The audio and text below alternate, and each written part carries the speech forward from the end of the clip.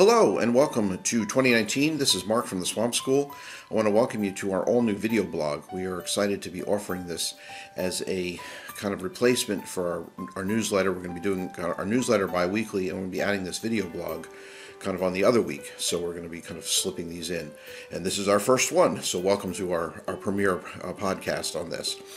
Just as a heads up, we're also posting these on our YouTube channel, and this is pushed out on YouTube, so you can go back and review some of the information we provided on the YouTube channel. And we really truly ask if you could subscribe to our YouTube channel. YouTube really likes it when we have subscribers. It really helps. So if you could subscribe to it, we'd really much appreciate it. This week we're going to be going over the New Waters of the U.S. rules, the proposed rules, and we thought maybe it'd be best from the EPA directly. So what I'm going to do is cut away from this and give you a quick 2-minute review of what the EPA rules are. If you haven't seen this already, we have posted it on our site, but we thought we'd include this in the first video blog. Just to give you an update on this, we're doing this a little bit in advance of the actual obviously posting here, so the government is still shut down and nothing new has really happened as a result of that. However, there are some other updates that have come up. We have been invited to a meeting with the EPA and amongst other people, and it actually conflicted with our original webinar date. We were going to be going over annual trends, so we pushed our webinar out 2 weeks, which is now on January 24th, and we'll be presenting information from that meeting as well as everything else that we normally cover in our annual review.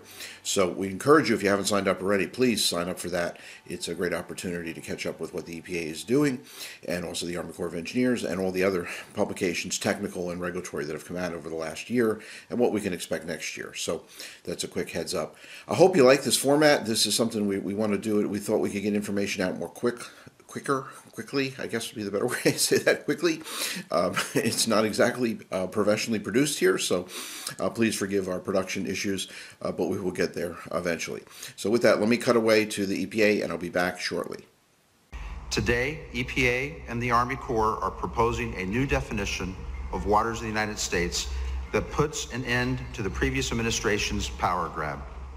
The three overarching principles that I wanted to ensure are in this proposal are: one, that property owners should be able to stand on their property and be able to tell whether or not they have water that is a federal water without having to hire outside professionals.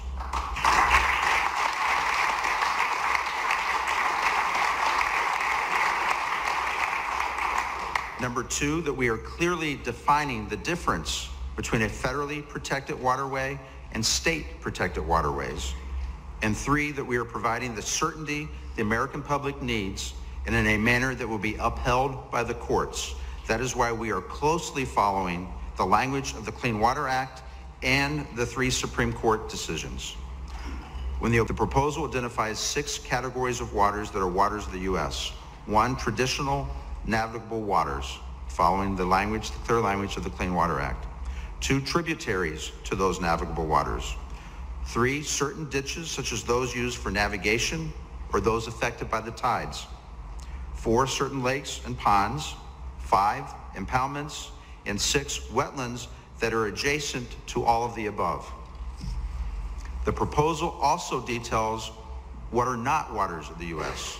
These include features that only contain water during or in response to rainfall, groundwater, which Congress never intended to be included under the definition, many ditches, including most roadside or farm ditches.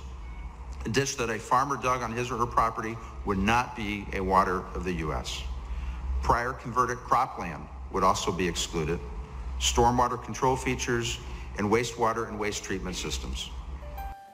Okay, well, welcome back. As you can see, we cut away all the rhetoric. That original meeting was about an hour, almost an hour and 45 minutes long. It was a pretty long meeting, and actually the only substantive information that was provided was in that 2-minute clip that we gave you. So if you wanted to attend that meeting or miss that meeting, or didn't want to go over the EPA one that they posted, which was the whole meeting, we hopefully that was helpful.